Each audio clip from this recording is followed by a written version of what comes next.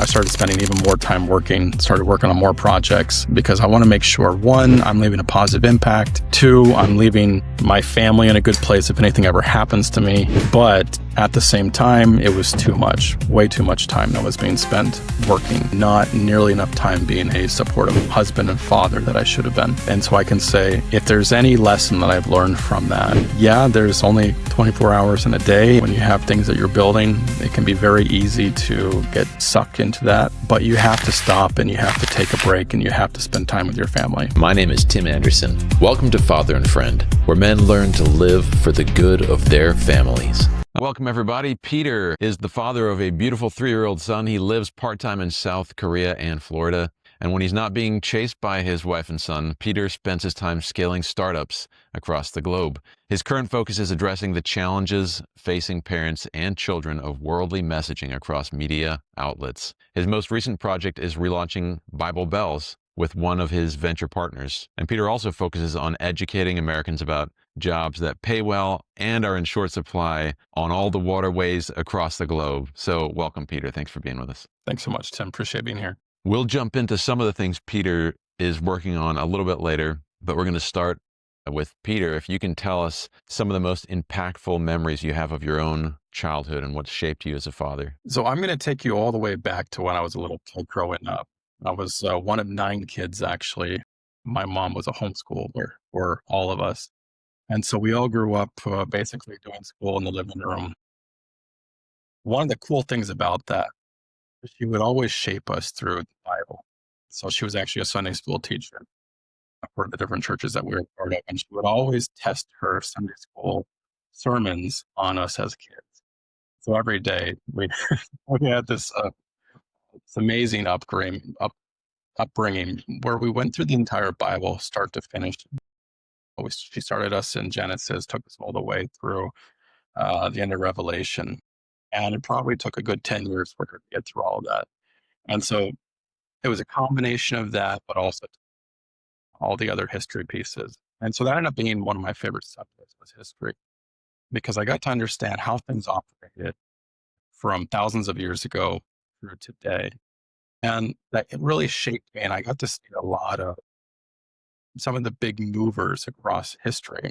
Of course, you have the major movers in the Bible, but even moving forward over the last 1,000 years, even there was a lot of movers coming out of the Protestant Reformation, for example, where essentially they realized that some of the teachings from the Catholic Church were not exactly in accordance with what they saw in the scriptures.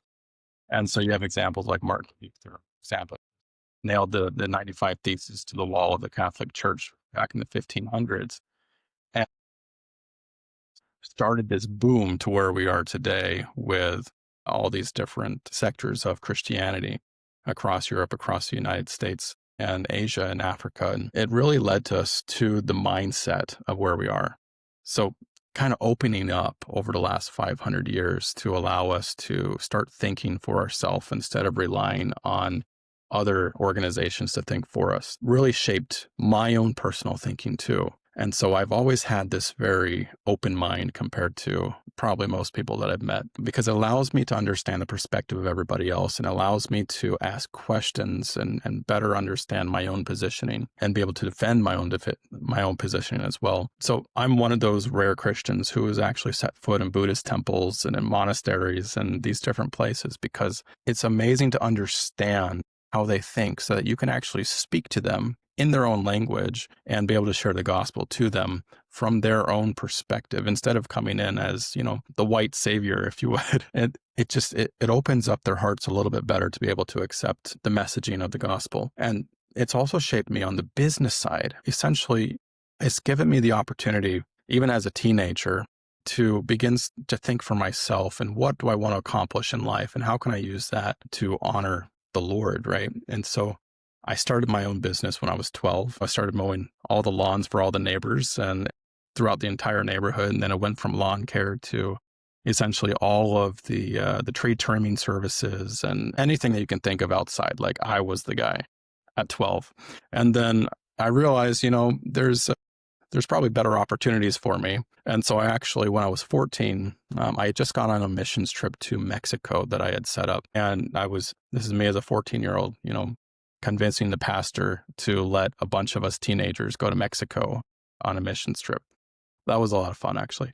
But I was able to use that experience to see how some things work outside of my own comfort zone, right? Growing up in Florida, you're surrounded kind of by people just like you. It's very much of a bubble, right? And being able to get out of that and go to another country and interact with people in their settings who are completely different from you, that really opened up my mindset and kind of established and paved the way to where I am today, to the point where I realized, you know what, let me do more than just this lawn care service thing that I've been doing. Let me do more than just this yard work. Let me go work for a business and understand how business works. And so at 14, I went and worked down the street at a local plant nursery where I started essentially doing lots of construction for greenhouses and growing all these plants and basically being responsible for thousands of plants and ensuring that they're growing, that, I'm able to care for them for periods of time until they get sold. And then I turned that into a side gig where I would actually go and I would take those plants to customers' houses and I would do all the work for them and getting them planted and set up and cared for. And I started making most of my money doing that, actually. It was all a lot of fun, but I still knew, I feel like I need to do something more. And my entire life, I'd always kind of had my vision set on going into the Navy and being a Navy SEAL, or into the Army and being an Army Ranger. Like, I always wanted to do the big thing, right? Well, I ended up doing the opposite. I went to the Air Force, and I went into Air Force intelligence, actually. So it became more of, instead of execution style, being on the front lines, I supported everybody on the front lines through the work that I did, from a bunker in the middle of nowhere with no windows to essentially being able to save all the special forces who were out there on the ground. And it was just so impactful. But the thing about me, and this is not really a great witness for my Christian character, actually, but because I'm so open-minded, I'm also quite stubborn. And so in the military, I don't know if you're aware, there's this big gap between officers and enlisted. I was 19, I was enlisted. All of my friends were the officers. I did not really make friends with my teenage peers or even the people in their 20s. All of my friends were much older. Captains, majors, and lieutenant colonels tended to be my friends when I was 19. And it caused a little bit of a rift in the squadron that I was a part of, actually, but I didn't really care at the time. At 19, I wasn't really focused on showcasing a Christian godly character as much as I should have been. And that's to my own detriment in some ways. But essentially, I was able to turn that into being one of the most trusted people for a lot of the higher leadership. And so they actually put me onto this team that kind of shaped the rest of my journey through today. Essentially, there was this $2 billion product that was being built for the Air Force, and they needed to understand whether or not it was feasible for them to use it for the work that we were doing. And so I went onto this small team of 4 other people across the entire Air Force, and we tested this $2 billion platform. And it was, pardon my French, crap. And it did not do the job that, they had paid the money for it to do. And it did something, but it was not usable for us, the end users who actually needed to use it. And so I had to kind of rely on the relationships that I had built with the upper leadership to help convince them this is a waste of money. The company that was building, I won't name names, but a very large defense contractor, they were bidding to get additional funding past the $2 billion. And I was like, this is completely garbage. And this, you're just going to be throwing more money away. And so they ended up closing the entire thing. And that made me realize in that time, one, it gave me a lot of exposure to tech in general. It gave me a lot of exposure to thinking about how to do audits for tech. It gave me a lot of thinking around product, user journeys, user experiences, and how things work, and how can you actually start solving customer problems before you build stuff. And that was 15 years ago at this point. But I always kept that with me because I saw the impact that things like this, decisions like this can make, where you can build a product and spend literally $2 billion to build this product. And then at the end of the day, customers can't use it. And then it's just trash. And it's something that's always stuck with me. So as I move forward in time, I'll just keep going through this journey, actually. I came out of the Air Force. I was recruited to work in a defense agency. And I did that. And then I moved over into the startup world and I started having a lot of fun with the startup world and helped scale out some businesses there. And then when I was 25, I ended up moving back into government. I was recruited back to Homeland Security, actually, to run some of the operations there.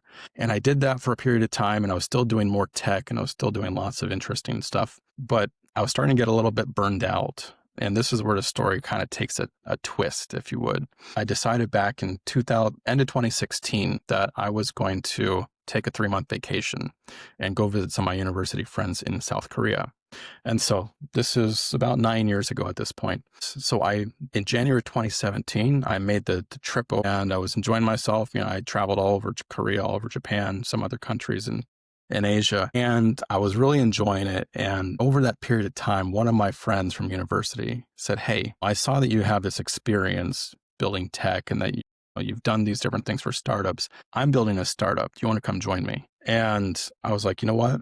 You only live once, was the first thought that I had. And so I ended up saying yes. And so we built 1, 2, and then a third startup over a period of time. And then I helped a couple other people build theirs. And then I got sucked back in the government. The South Korean government came calling and said, "Hey, we need someone to build out these workshops for us." Essentially taking very high level government leaders through, a workshop, looking at how can you commercialize shoreline, specifically the Korean shoreline, and how can you tie that into international business, and how can you tie that into the 2030 World Expo that we're trying to host in our second biggest city. And so I went through and I built this workshop and I started looking at ocean industries. I started looking at blue economy and the ocean economy and understanding how maritime works and all these things. And I had never had any exposure to any of this. Like, I was learning all this from scratch. And this is about 4 years ago at this point. And so I started building this out. We started looking at how we could actually build out infrastructure, like billions of dollars worth of infrastructure in Korea to support the World Expo for a couple of weeks. But how could we make it sustainable so that after the expo's finished, we can continue to bring in high net worth tourists to spend money and use the infrastructure that we had built out? And it ended up all being somewhat for naught because they lost the bid to Saudi Arabia. And so everything kind of fell apart at that time. But for me, it was just the beginning because I saw all these opportunities and I saw these gaps, essentially where you have all these interconnecting industries. And my 2 partners out of Florida and we started putting it all together, and we started seeing, there's over 200 different industry segments that touch the water today, and nobody's ever connected them together. Nobody's ever built this connective tissue to bring it all together. And so we started talking to thousands and thousands of people across the globe who are in these industries and uncovering what their pain points are. And turns out there's, a few very common pain points that everybody had. And it comes back to business and startup culture. So most of the last 15 years have been very, very dormant, if you would. There's not been a lot of activity that's happened across these industries, specifically in the blue economy, which is it's a program that was put out by the UN about 15 years ago, essentially that covers several key sectors in the water space. But there wasn't much growth that was happening, and the reason why is because there wasn't much investment that was going in, because the UN is always looking at it from an NGO standpoint and how they can work with governments. Very top-down heavy, very focused around policy, regulation, not focused on business. And most of the organizations that we're working with were NGOs, not for-profits and not startups and not scale-ups. And so what ended up happening is there was so much talk and so much, literally tens of billions of dollars that were committed to these industries, never saw the light of day. And, I realized, and speaking with all these different people, we're talking to founders, we're talking to governments, we're talking to NGOs, universities, investors. There's this major lack of awareness today in all of these water-based industries. And it's really one of the key things that's limiting the growth. On the investor side, nobody wants to be first. So nobody's putting money into these industries because there's nothing that can prove that they have a safe investment there. So very little investment has happened traditionally over the last 15 years. The last couple of years, it's seen quite a bit coming in, starting through impact investing.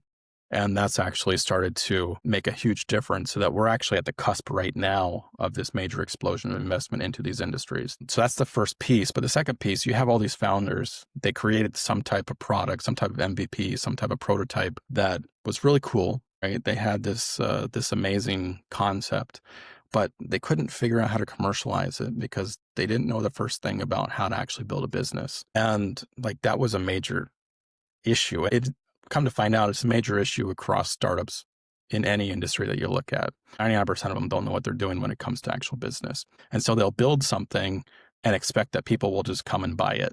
In reality, that never, ever, ever, ever happens. You build something and nobody comes. And so the problem is, it goes back to the Air Force problem, that $2 billion product that they put together.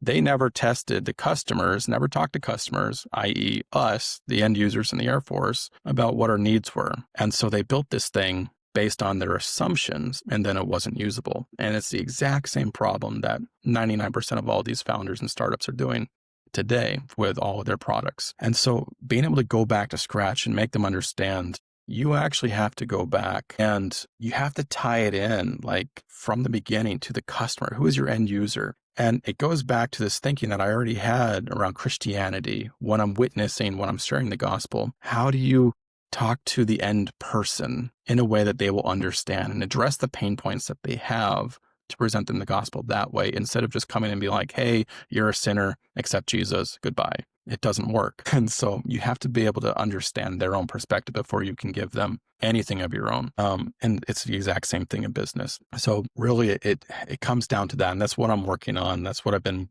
working on for the last several years now. There's that. And then there's the other venture I'm working on, which is Frux Ventures. It ties into the faith-based organizations across America. Essentially, we're working very closely with a venture studio out of Annapolis in Maryland, leading out projects related to church.com and prayer.com. And now we've launched this new one called Bible Bells, which essentially it's a book series that we're also going to be turning into video content. And my plan is to eventually build it into a program that rivals something like Awana that can be used across churches. But it presents a different alternative to Disney princesses and to all the messaging that's coming across all the different platforms like Netflix, et cetera, where they're so focused on tearing down not to get into politics, but tearing down on gender ideology, right? Essentially, it gets very confusing for kids as they're growing up to understand who they are and what they're doing. And this presents more of a biblical version of that. And it provides a means for, especially the moms, to be able to sit down with their daughters and go through these powerful stories that are straight out of the Bible and help them understand, these challenges. They've existed for thousands of years. There's nothing new under the sun. But how can you use these inspirational female characters out of the Bible? Because this is the other piece too. In most of the churches across the states and really across the globe, almost all of the focus is on the male characters, and there's not nearly enough on the female characters. And so there's not a lot for our daughters to grab onto and be able to identify with, right? So being able to give them something that they can closely identify with and have aspirations of growing up to be similar to is really, really powerful. So I'm actually quite excited for this. It's something that we just started pushing 2 days ago, actually. It's a relaunch based on an original founder's vision. Brent and Aaron, they set this up out in North Dakota about 10 years ago, and they experienced so much growth over the first 5 years. And then COVID hit, and then they lost everything. Everything just went out of business, and they lost all their customers, and they ended up sitting on this stockpile of product over the last 5 years that they haven't been able to sell. And when we heard this story at the venture studio, we were like, okay, we need to help them. Like, this is huge, and America needs to know, and the rest of the globe needs to know about this. So we started bringing investors, and it came to the point where we were able to buy out the business, and now we're getting them set up and ready to go again. And keeping Aaron and keeping Brent part of that story as we continue forward, because we don't just want to turn this into a corporation. We don't want to turn this into the next Disney. It's not about that. It's really about the vision and being able to help the daughters across America have a better alternative than what's currently out there. How can people find out about Bible Bells? If you go to biblebells.com, it'll have all the information there for you. It'll have a whole bunch of stuff that you can actually order. I highly encourage you to look at it for your family, for your friends, even for your churches. It's a great Sunday school piece that you can use for any of the girls' seminaries. Yeah, there's a lot there that you can look into. It's all the stories and everything behind there. Tons of customer testimonials. It's really impacted so many people today. We have over 500,000 books that have been sold over the last 10 years. And the amount of stories that are out there about how much it positively impacted mother-daughter relationships and father-daughter relationships. It's astounding. I've never seen anything like it. It is certainly true that there's a lack of father-daughter stories. I know one of my favorite stories to read to my children, and maybe you've read this, is The Three Weavers. And it's an I older haven't read. book. It's an older book, but it's one of the few that is specifically father-daughter. And there's so many stories that are unhealthy father-daughter. I mean, you Right. think about Under the Sea. That's a Disney Ariel. one. Yeah, Yeah. Ariel. I mean, unhealthy father-daughter relationship, basically. Right. And it's unfortunate, like you mentioned. Those are the examples that we see. And we can't help, especially if you're a child, you can't help but you end up mimicking those examples, thinking that that's the normative way for family to function.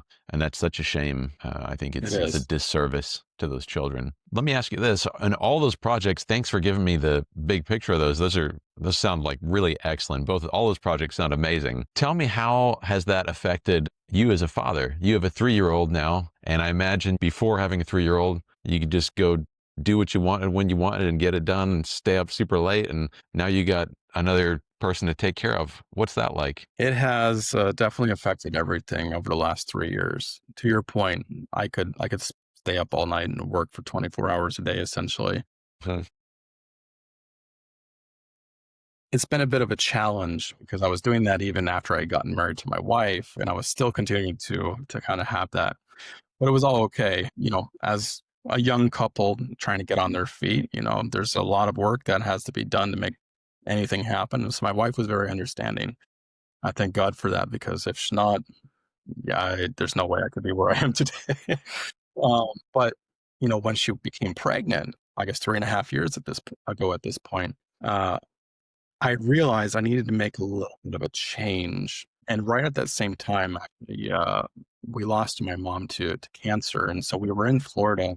This was in April of 2020. I think it was 2021. Did your mom get to meet your son? She did not. My wife was 3 months pregnant at the time. Yeah, So and it was actually she knew you were going to have a child, though. she did, and so very grateful for that. But I realized in that time, as I'm watching my mom take her final breaths, and I'm looking at my wife who's 3 months pregnant, and I'm in this stage of my life where everything just is changing in a way that had never been ever before, right? So I'm losing the most important woman in my life. I've gained another most important woman in my life. And now I've got a kid on the way.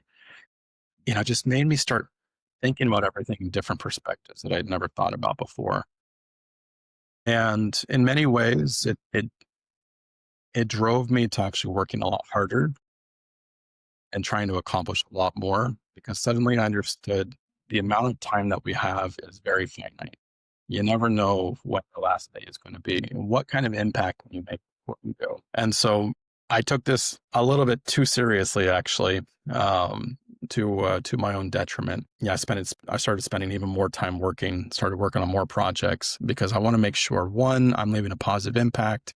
Two, I'm leaving my family in a good place if anything ever happens to me. But at the same time, it was too much, way too much time that was being spent working, and not nearly enough time being a supportive husband and father that I should have been. And so I can say, if there's any lesson that I've learned from that, yeah, there's only 24 hours in a day. And, when you have things that you're building, it can be very easy to get sucked into that, but you have to stop and you have to take a break and you have to spend time with your family. I've learned my son has grown up over the last 3 years so quickly. It seems like just yesterday I was holding him as an infant and he would just stare at me and couldn't talk, couldn't walk. And today I can't keep up with him. Like, that happened in the blink of an eye. It's insane. And if you're so focused on just working this whole time, you're going to miss so many of these amazing moments with your kids and with your wife. And it's really not good. So I can say from my own negative experience, don't do that. Spend time with your sons and your daughters, spend time with your wife, and interact I with them, because they remember. really. Yeah, my oldest daughter just turned 15, and we started doing driver's ed this summer. Wow. And it's amazing to think that, like you mentioned, how short that time is. In 3 years, like, we're not going back to us spending more time together. if anything, we're going to continue this trajectory of less time together, and she's going to be more and more independent and more time away from the family. And it's amazing how quick it actually happens. I once heard that we think we have till they're 18. You really have until they're 12 or 13. And then they're going to start becoming more and more independent away from you. And I That's just right. found that so interesting because we think it's 20 years, right? You kind of round up 20 years. I've got 20 years with them, but you're really more closer to 10 years. And half of those years, they're not doing very much. The 0 to Mm, 5, they're very dependent on you. And then 5 to 10, more independent. And then suddenly it's like, boom, they're ready to go. Ezra, my second oldest son, if I let him, he would just go off and do his own thing all day long, go ride his bike or go mow someone's yard or whatever. So it is amazing yeah, how fast that amazing. goes. Absolutely. So when we talked before this, you had 3 practical things that you focus on that had a positive impact on your family. And those 3 things were pray together, play together, and grow together. Can you talk about that first one, pray together? What does that look like for you and your family? So this is actually, I would say, one of my weakest points that I need a lot more time and practice because of working from Korea. All of my work mostly takes place during the nighttime when my wife and son are going to bed. And so I only have a small window where I can actually interact with them and spend time together. And it typically goes more in the opposite way. It goes play together, or it goes grow together, play together, pray together. Because the last thing that we end up doing for the night is actually praying together. And, we end up praying for a few different things, mostly salvation for my son. He's 3 years old, and we greatly about him and the journey that he has ahead of him. But it's all mute if he doesn't have a relationship as he grows up with Christ. And that's the most important thing for us. So we're always praying for that piece. The second piece is always going to be around family. How can we make sure that no matter what happens, we stick together as a family unit and that we continue to grow in Christ and be stronger together? And then that last piece, it's really about support. This is where I come in, right? My wife's not working. She's staying home, taking care of her son. They rely on me to make sure that I can keep the family safe and keep them going further, and that I can provide for them, put a house over their heads, give them the food that they need, give them all the sustenance, everything that's needed as a father.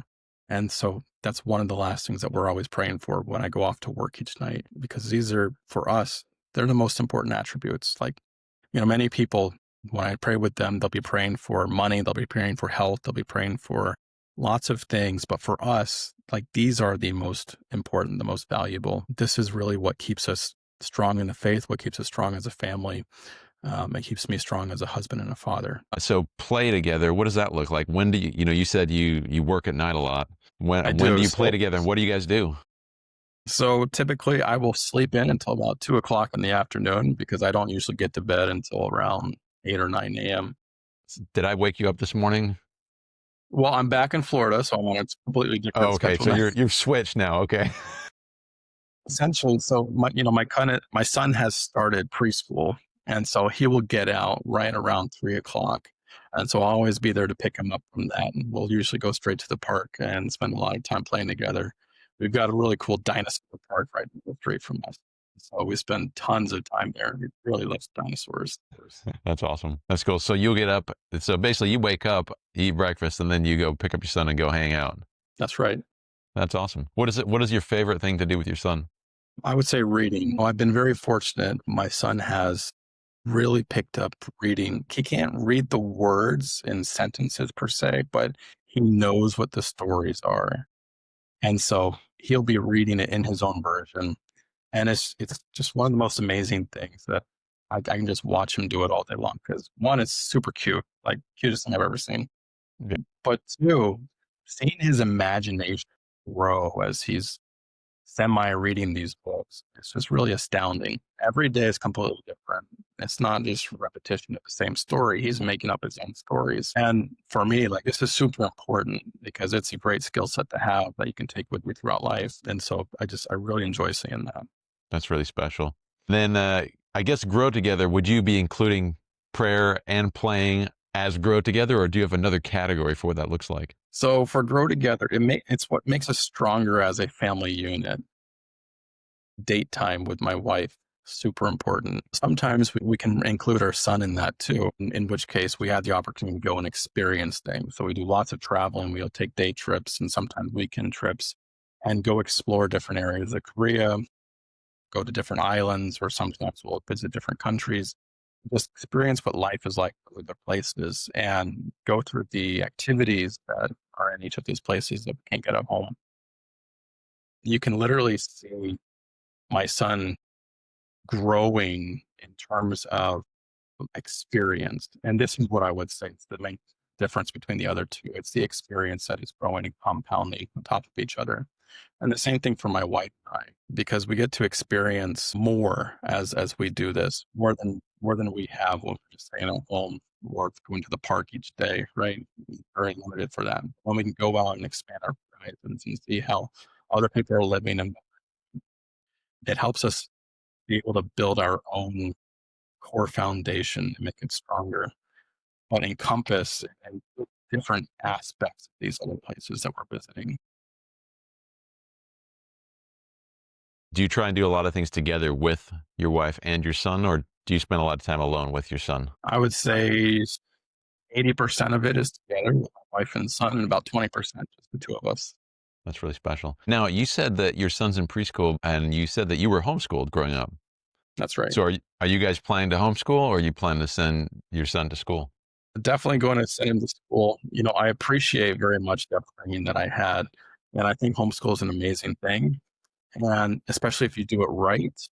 I will also say most of my friends growing up were also homeschooled. They did not do it right. So they ended up suffering from a lack of education in so many cases. I'm very fortunate in that I had an amazing education.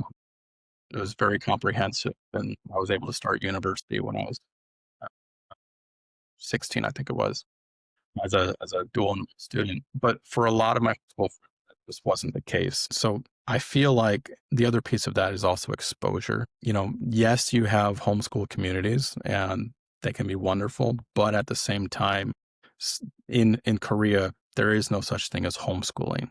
Like it does not exist. And legally, you can't even do it. Like you have to go through the public school system. We are fortunate in that Korea has honestly speaking, a much better public school system than the United States does. And so it's actually one of the top school systems in the world. And as like third graders, they're learning stuff for like algebra. And it's just incredible to see the difference compared to what I see back in the States in so many areas. And so I'm very happy to see my son go through that system before I could bring him back here to the States, because I want him to be able to get as good of an education as he possibly can. And homeschooling is probably not going to do that for him. And if I were to bring him back here to the States, my wife and I spent a lot of time talking about this. I brought him back here last year, actually, for 3 months, and it did not go quite as well as we had hoped it would. There's not nearly enough of a support system for my wife and my son here. Yes, we could take my son to a daycare and drop him off for 8 hours and then come back and pick him up. But what's the point? Like that doesn't do anything. And so we want to be very careful about where we're putting our son and how he's spending his time.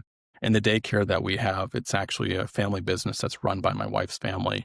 And it's right downstairs from where we live. And so that made sense. We can take him down. We know all the teachers. We trust them. It's a Christian daycare. They always pray together during each class. And like they're growing up and understanding different aspects that are very, very important. And so for that, we're very grateful for that. God has blessed us immensely for that kind of opportunity. But if it were here in the States and we had to go to any random preschool and drop them off for a period of time, we probably wouldn't. We'd probably keep them at home and maybe try to homeschool a little bit at home. My wife is not the homeschool type of mom, though. I will say that too. So I have to respect that. Yeah. Yeah. It's very interesting because, my wife and I, we had a very similar conversation early on about what we're going to do. And, we've chosen to homeschool all our children so far, but we would be sending them to just a school down the street, and I don't know the teachers. I don't know any of them. The schools are large. And in a lot of the schools, I'm not allowed to go in and see my kid. So to me, that's very problematic. I'm not willing to just hand my child over to some random person that I've never met before. I Yeah. wouldn't do that anywhere else. Why would I do that in school? So I have a lot of teachers who are my friends. So, and I know there's a lot of great teachers out there, but I also know there's some teachers who aren't that great, and they're professionals but they actually don't have a substantial moral backbone when it comes to Mm, their actual personal life. And to me, that's really problematic. I need someone who's not double-minded, who's single-minded, teaching my child. And I don't need someone who lives one life on the weekends and then comes to school and tells all the kids that they should be living life. That's that's no different than the hypocritical parent, who says to their kids, "Do what I say, not what I do." You're in a very unique position too, because you travel back and forth. So that's also unique. Your son is getting exposure to different cultures that's without, right. he doesn't need to go to school to learn something about another culture. He just goes and sees it himself. He doesn't need to read it in a book. He just goes and looks at it. And that's pretty neat. I love that. It is. It is. What is it about those things, the pray, play, grow together? What do you want your son to grow up with and remember and value about those things? I want him to see the example that my wife and I set for him, and I want him to embody that and be able to take that. Ultimately, I'll call them our spawn, right? They are copies, they're direct copies of their parents and the environments they grow up with their parents. And I want to make sure that whatever it is that he grows up to do, he can look back and see this as something that was positive and impactful in a way that honors Christ and he can use to take with him and do the evangelism and to understand also the perspectives of everybody else. You know, one of the things that is going to come across terribly, but one of the things about American tourists who visit other countries, and I've seen this directly over the last decade, and interacting with the locals in different countries, they all say the same thing about American tourists. American tourists come across with their own mindsets and they expect anywhere they go to adapt to them. They expect people to speak English to them. Well, not just speak English, but all the mannerisms and all the culture like needs to adapt to America. Fortunately, that's not how the rest of the world works. So, m- because I've lived outside of America for the last decade, it's easy for me to see this, and it's easy for me to not do that. And I want my son to be able to do the same thing. I want him to be able to integrate in any place that he goes. Suppose he were a missionary that brought in life. I want him to understand you need to integrate with your local community and you need to start thinking how they think and you need to understand how they think so that when you present the gospel, you can do it in a way that they will actually appreciate. It will solve the pain points for them instead of just this, hey, I know what's right because I'm American and because I'm a Christian because God told me this. So you need to go do that. It doesn't work very well. No, it's interesting. When I was 10, I moved from Scotland to America. Both countries speak English, of course, and both are Western, which is different than, going to Korea or China, Russia, or any of those other countries. But I remember one of the things my parents did was we started celebrating Thanksgiving and we stopped celebrating Boxing Day Mm, and we started celebrating 4th of July because I think in my parents' mind, they also knew we don't have to keep doing the things we were doing before. Like those aren't things we have to hold on to in order to be human, to be Christian. And I certainly appreciated that. I didn't have to overcome some of the additional obstacles of language that some people do, which is that's a whole nother challenge. But there were certainly difficulties, in assimilating. Thanks so much for all your time today. Is there one final piece of advice? If you could talk to yourself when you first became a dad or a new dad, what's the final piece of advice you'd give him? the same advice I would give to any founder that's out there. Look at your end customer. In this case, my end customer is my son. Think about what he's experienced. Try to put yourself in his shoes as he's growing up. Put yourself in his mindset. It's very curious. He's learning everything for the first time, and he has specific pain points as a child. How can you put yourself in their shoes and think the way they think so that you can help solve those challenges for them as they're growing up? It's something that I often miss, unfortunately. But every time I go back and I start thinking about it, I already know, like, it doesn't work to just be the person that says, "Hey, you have to do this, period, go do it." kids, they don't listen to that. If you can help them understand how it's addressing what they're doing, it works a lot better and makes them much more willing to actually go do what you're trying to get them to do. I know there's a lot of challenge to that in the Christian church, especially in America. You need to be the authoritative person and they just need to follow whatever you say just because. Um, that might work for some people. That has definitely not worked at all in my experience. And so it requires a little bit of humbleness and humility on the part of parents, just like it would for any business founder that's out there. You always come with a solution in mind, and you expect that it's going to address whatever problems there are, but it doesn't unless you put yourself in their shoes first and understand it from their. So I would definitely encourage you to put yourself in their shoes and have a little bit of humility to be able to not just push your thinking just because it's your thinking. I appreciate that. Awesome. Thanks so much for all your time this morning. It's a pleasure to be here. Fellow fathers and friends, so glad you could join us for this episode. To stay connected, visit our website at fatherandfriend.com. Sign up for our monthly newsletter or follow us on Facebook, Instagram, and other social media sites. Be sure to like, follow, and share with fellow dads and families in your community. If you have a topic you'd like us to discuss, send us a message and let us know. Until our next episode, keep showing up, loving deeply, and making an impact for the good of your family. Thanks for listening, and we'll see you next time on Father and Friend.